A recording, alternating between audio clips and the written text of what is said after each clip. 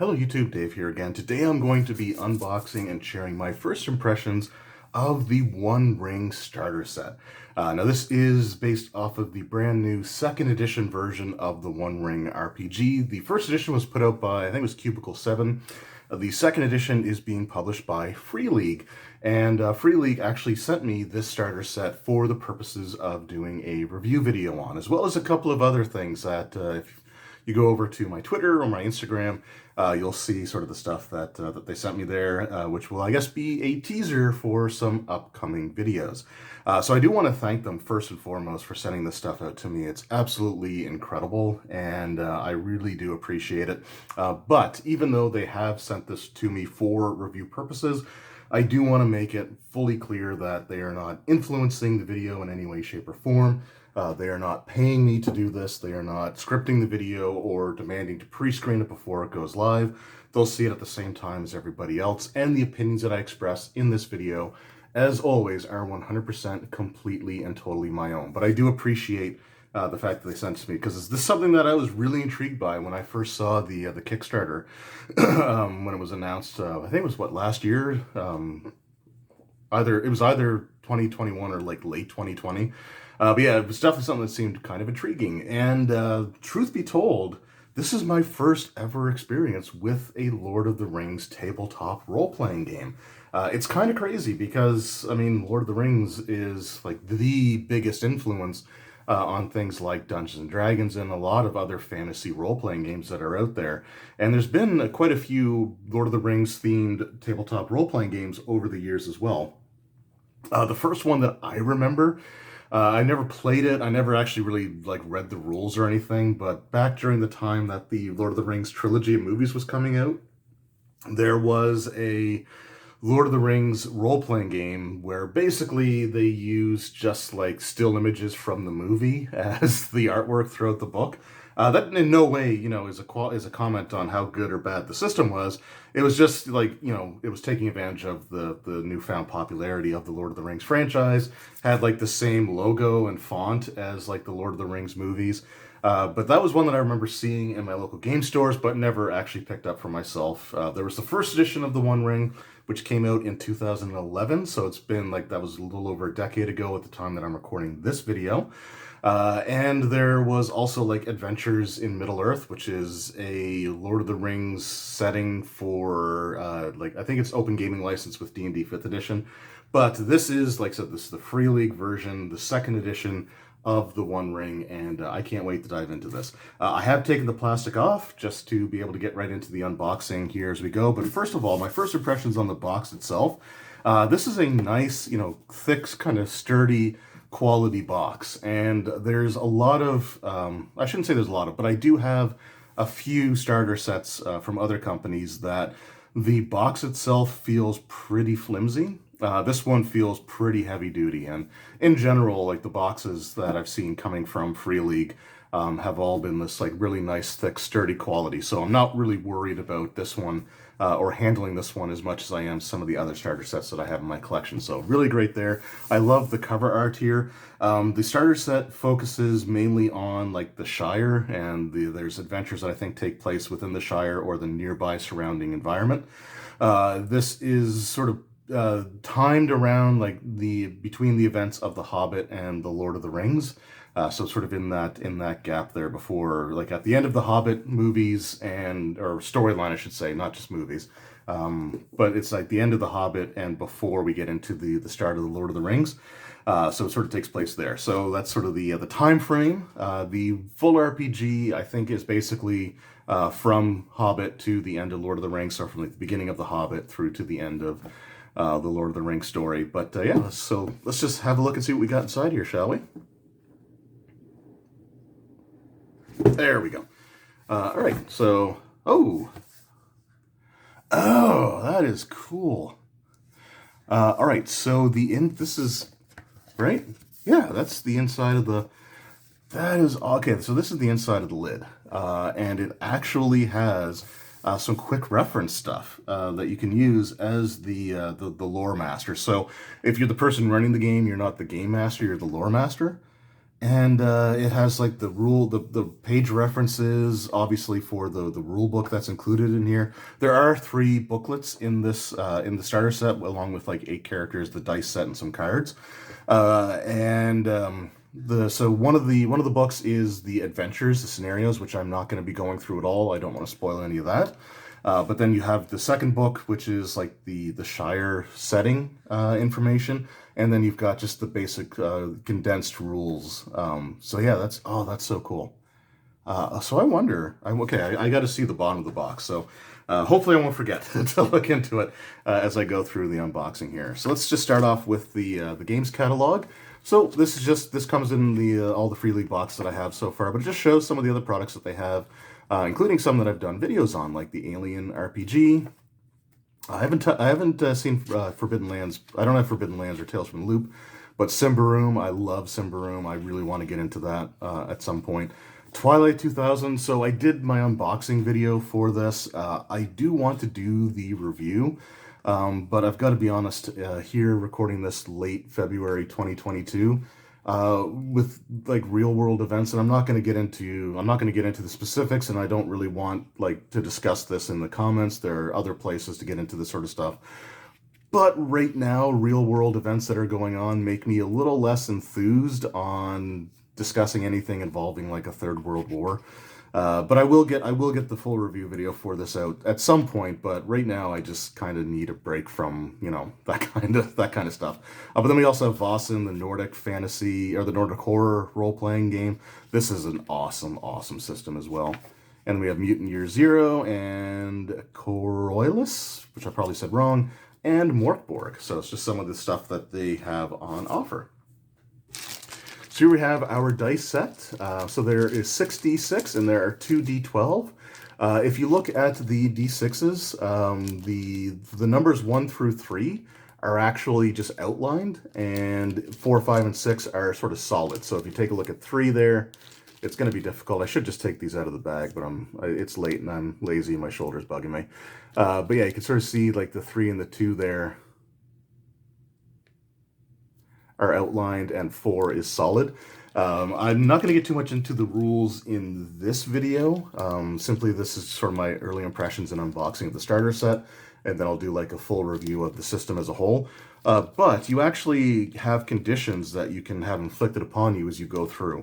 And one of the conditions is weary. So and actually weary is printed right here on the inside of the box, so I can actually read the description to you right now.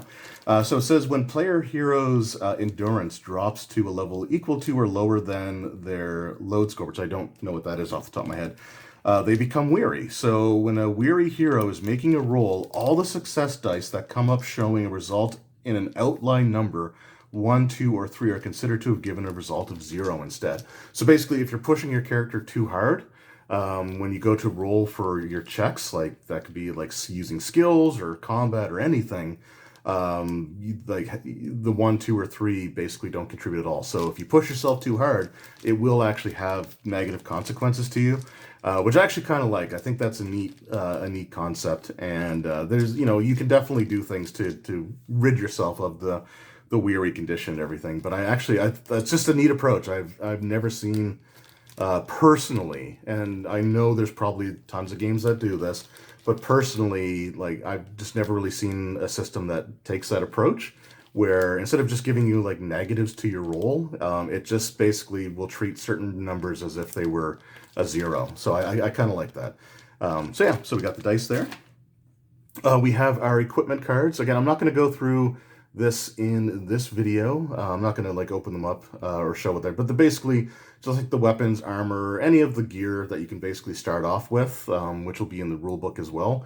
You just sort of get that here printed in card form. So you just sort of get an idea what they look like.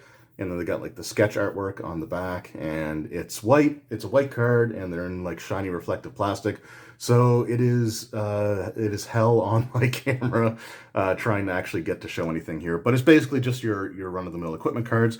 But it's a great inclusion, and like the different Free League RPGs that I've received so far that I've picked up, the box sets, they usually almost all have like some form of like equipment cards in them, or reference cards, so it's really cool that they include that. And then we've got our... Oh, okay, so these are our stances. Oh, okay. So it must be um, like downtime versus like combat, or like exploration versus combat. So I don't know much about the exploration stuff yet, but I was looking through some of the combat rules. And when you enter combat, you have to choose one of four stances at the beginning of a round. And the stances are either forward, defensive, rearward, or open. And they basically just, determine what you can do during that round. And so, for example, if you're open, so if you're just like basically you're attacking normally, you're defending normally, but you're not hyper focusing on either one of those things. Basically, you just get no advantage or disadvantage. If you're forward if you choose that for your stance, then you actually get an extra die that you can roll for your attack. But you also grant an extra die roll to anyone that's attacking you. So it's kind of like it's almost like a reckless attack. So you're prioritizing your attack over your defense, and then you have the defense option, which is basically the opposite. So you lose, or your opponent loses an attack or a die against you when they go to attack. So basically, if they were rolling like 4d6, then they would, if you were on the defensive, then they would only be rolling 3d6. And you actually lose one dice for each opponent engaging you. So if you have like three enemies attacking you and you have five attack dice that you can roll, you're only going to get to roll two of them because you have three enemies and each of those enemies take a dice off you. So it's really hard to attack if you're being defensive. And then you've got rearward, which is basically using ranged attacks. If you're in the rearward stance, you can only attack with ranged weapons. You can only be targeted by ranged weapons, but you have to have two other party members in your group that are in one of the other three stances. So you basically you can't all be like in the rearward stance, unless like you're just doing like nothing but volleys with like huge distances between you. But if you're closing in and like sort of close range combat, you have to have two player characters that are essentially kind of like your bodyguards, essentially. And yeah, and you also can't be outnumbered by more than 2-1 in that situation as well. So that's kind of cool. And you can just basically just like turn the thing to indicate like which one you're in based on which one's facing you. And then you've got the I guess this is again for exploration. So yeah, I don't know. Like I said, I haven't read the exploration stuff yet, but that's again, those are really cool. And here we have the map. Now this map is too big for me to actually fit on screen, but I will try to remember to take pictures of it unfolded and put that up on Instagram. If I don't, and you're on there, please let me know because I do have a terrible memory. But yeah, so you got the Shire on one side, and then you basically have the nearby environments on the other. So we got the Shire on the one side there, and then we've got the surrounding environment on the other. So yeah, I will definitely try to remember to take a picture of that unfolded. And like I said, if I don't, please call me out so I can actually do that. And then we've got our characters. So there are 8 different characters. And again, this takes place prior to the Lord of the Rings books or story. So in between The Hobbit and Lord of the Rings. So we're not going to go through too much here. I'll just try to explain like the very, very basics of the attributes. Because like I said, I've only had a chance to start reading the rules, so I'm by no means an expert yet. I just want to stick to the things that I kind of know. So we have 3 different attributes that you use in this system. You have strength, heart, and wits, and then each attribute will also have 6 skills that are sort of attached to it. I want to say that so we've got the number up here on the top like right hand. That's the actual attribute score. So strength for Drogo Baggins. That's got to be Frodo's father. But yeah, so Drogo has a strength of 3, a heart of 6, and a wits of 5. And then we've got some sort of like substats that are derived from these. So you have like endurance. Actually, they're derived from a combination of the attributes and the race that you choose. So we've got endurance, which is kind of like your health, and some other things are governed by that as well. Hope and parry. And then you've got these here. These are target numbers. So unlike some of the other, okay, yeah. So sorry, I was looking at the sheet, not the not the camera. So yeah. So strength, heart, wits. The strength score here 3, 6, 5. Endurance 23. Heart or hope. Sorry, 18. Parry 17. And then we've got the target number. So that's what TN stands for. For strength, we have a target number of 15. For heart, we have a target number of 12, and for wits, we have a target number of 13. Target number is basically what you need to get as a combined total on all of your dice in order to succeed at the tasks that you're accomplishing or that you're trying to accomplish. And I want to say that the way that this works is you roll 1d6 for each. You roll 1d6 for like a number of d6. Try this again. A number of d6 is equal to your attribute score. So if Drogo was making a strength-based check of any kind, he would be rolling 3d6, and you also roll a d12, which is called a feat dice, which can have other effects as well, but I'm not super keen on those yet, so I don't want to get too far into that. And then I think the skills as well, I think that the number of ranks you have in a skill also contribute dice if you're like doing the specific skills. And you just roll them all up, you add them all up, and then you have to equal or exceed the target numbers. So that's actually, again, with the weary condition, if you push yourself too hard, then results of 1, 2, or 3 won't contribute to that target number. So it can be kind of difficult. So it's not a system where you just need to roll a 6 on a handful of dice to succeed. You actually have to reach this target number. And then, like I said, you got your skills, you got your combat information here. Current endurance and hope, so they're kind of basically like hit points and like mental, sort of like a physical and mental health pools or whatever you want to call them. And oh yeah, so Free League is not based in the United States, so I love the fact that they actually spell armor the way that I spell armor.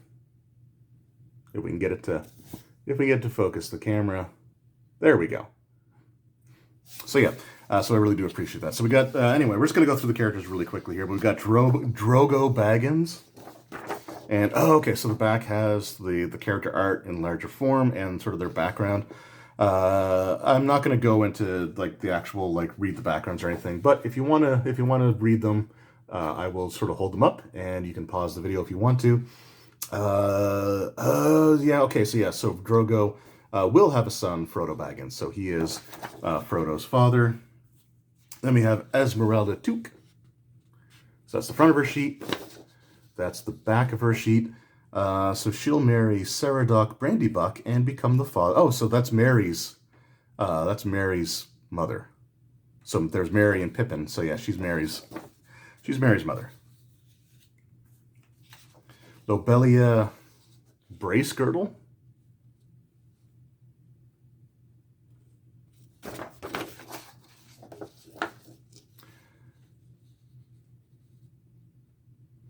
And oh, so she's one of the Sackville bag.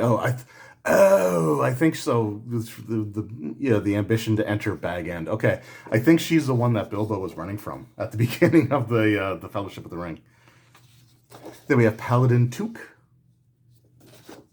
That's got to be Pippin's something, right? Yeah, that's Pippin's father. Okay, he even looks like Pippin. Using the movies as a reference. Primula Brandybuck. So again, there's the character sheet that side. There's that information there. Okay, so that's Frodo's mother. So she'll marry Drogo. And we have Rormac Brandybuck.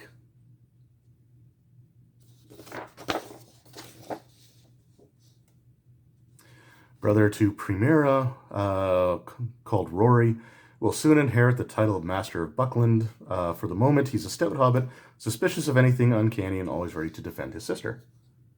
Okay. I only really know the movies, so I don't know which character. I wonder if that's the one that would always look stern, or if that was the one that got decapitated by the... or not decapitated, but the one that pointed the Nazgul towards Hobbiton. Oh, we got Bal. Okay, so I thought all the characters were all gonna be hobbits, but we actually have a dwarf. So we have Balin, cousin Balin. So this has got to be the person who ends up owning the mines of Moria. Accompanied, yes, he's one of the hobbits from the Hobbit. Oh, okay, and then we got Bilbo. All right, so we have Bilbo Baggins, and and Bilbo has his magic ring. So he actually has the One Ring, the titular One Ring. Behind his joyous manners, he hides a terrible secret. So those are the characters. And then up next, we've got the rule booklets, and I think that's... Oh, okay, okay. So this is the... All right, so this is the inside of this is the inside of the box. It actually is the map of the Shire. So you see like the Shire there, the different farthings. We've got, it's kind of hard to see, but there is Hobbiton.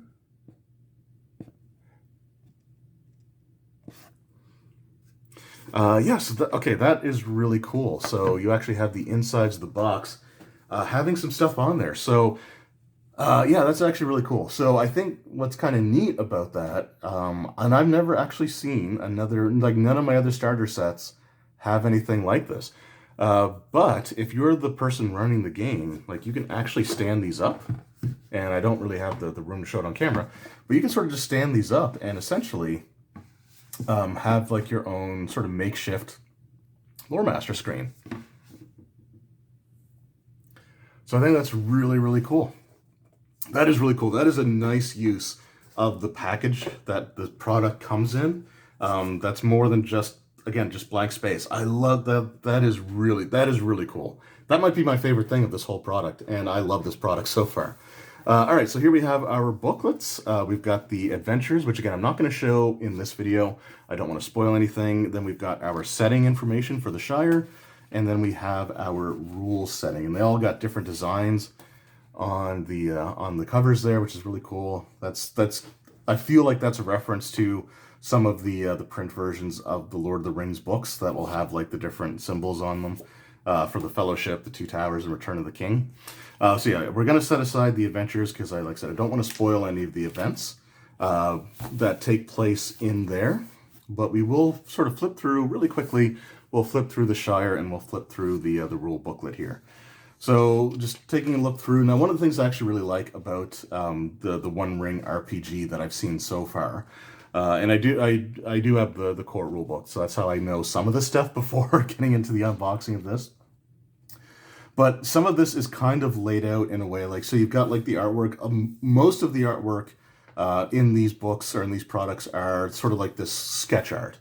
And I actually really like that because it reminds me, or it has the feel of someone like keeping a journal as they're going through their adventures, or like Bilbo was writing his book, right? And this just seems like some of the artwork that might be included in that book that he was writing based off of his stories and his experiences. So I actually really like the sketch art that is used pretty heavily throughout these. Books, so it's really, really cool. There is some color art. I think they're basically sort of like the art that separates the chapters. We got the different farthings.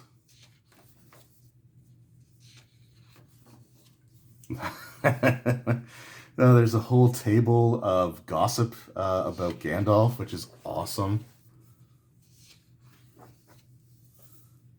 The journey tables. Yeah, there's some color artwork there. So you've got, looks like the elves as they're leaving Middle Earth. The South Farthing. The North Farthing.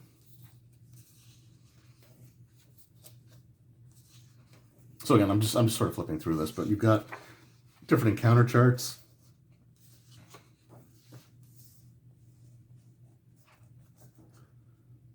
Wandering Elf table. Buckland.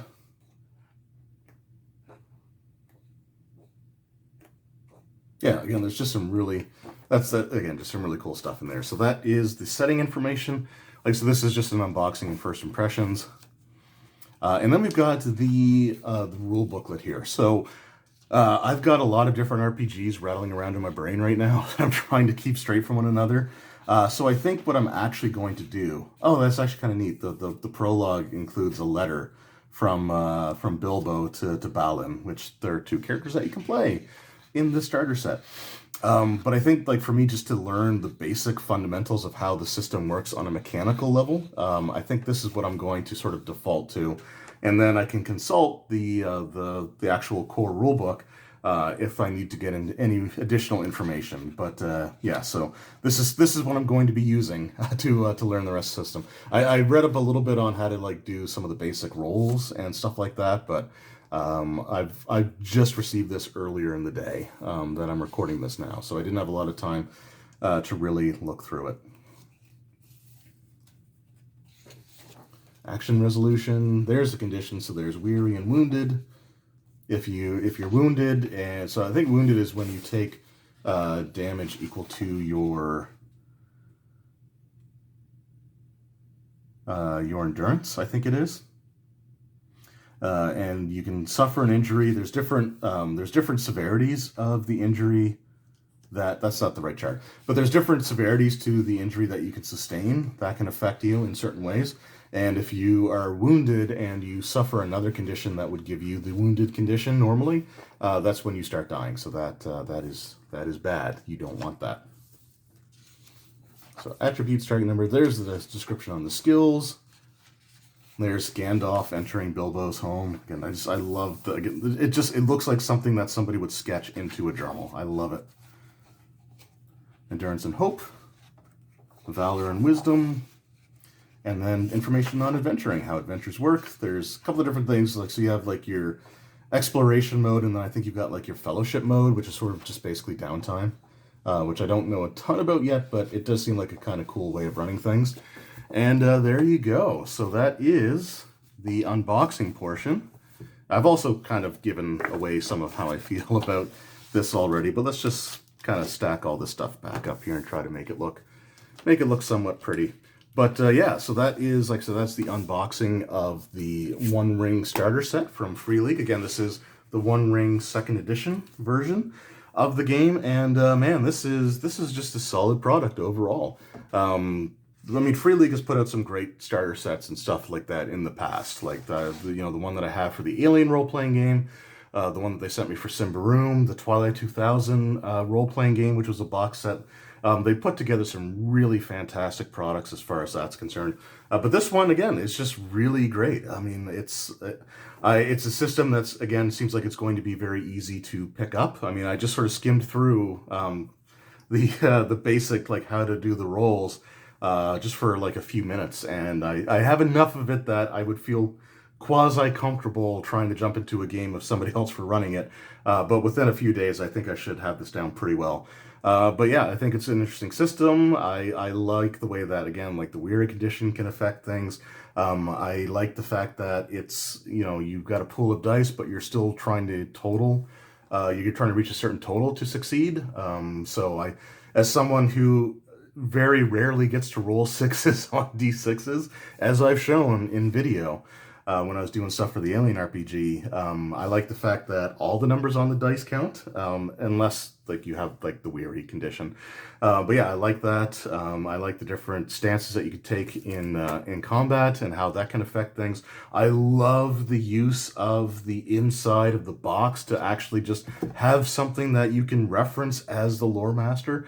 The quality, like the quality of the materials is fantastic. Like, everything is nice and thick. The character sheets feel nice and thick. The paper stock for the rule books is nice and thick. The covers are incredible feeling. And the box itself, again, they use a nice sturdy, so they didn't skimp on anything. Like, they didn't cut any corners with this product. And I'm really looking forward to diving into the rules. But just from a, very, very, initial sort of impressions here, I'm already shaping up to really love this system. And again, the quality of the stuff that Free League puts out is hard to match.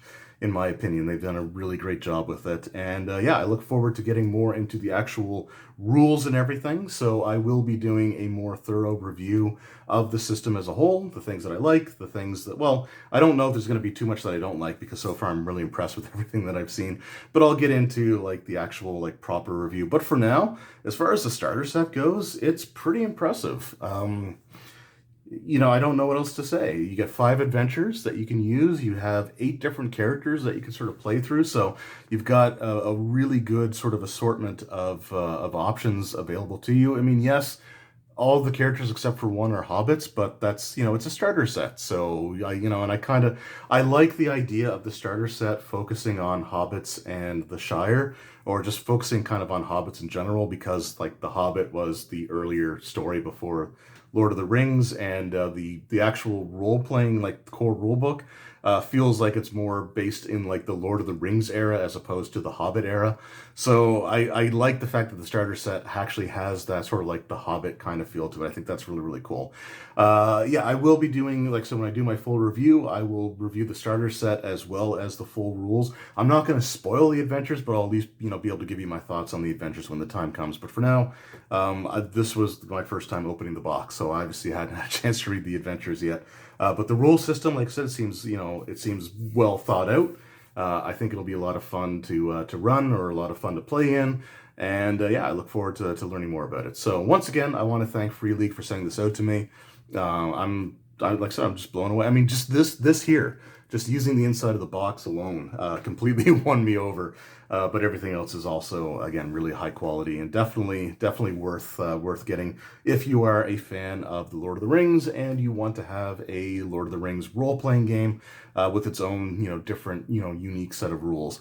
Yeah, I'm really looking forward to this. So thank you to Free League again for sending this out. And I want to thank each and every one of you who has taken time out of your day to watch this video. It really does mean a lot to me. I wish I would be able to do like a comparison between first and second edition of the One Ring, but I have no experience with first edition. So when I get to my review, not necessarily so much in this video, although if you are familiar with the first edition and you have some insights into how that system worked, yeah, comment that in the, or let me know in the comments below, and I'll try to keep that in mind when I'm actually reading the full rules for the second edition and see how they, how they differ. So yeah, thank you again. I really appreciate anyone taking time out of their day to watch what I produce. It really does mean the world to me, and I look forward to your awesome comments. So yeah, until next time, when I take, there's another product that they sent to me that I will be doing a review of. It's not the full rules, but I'm not going to spoil it here. If you want to see what else they sent me, you'll have to go over to either my Twitter or my Instagram. But yeah, thank you guys very much. It really means a lot to me, and I will see you all next time. Take care.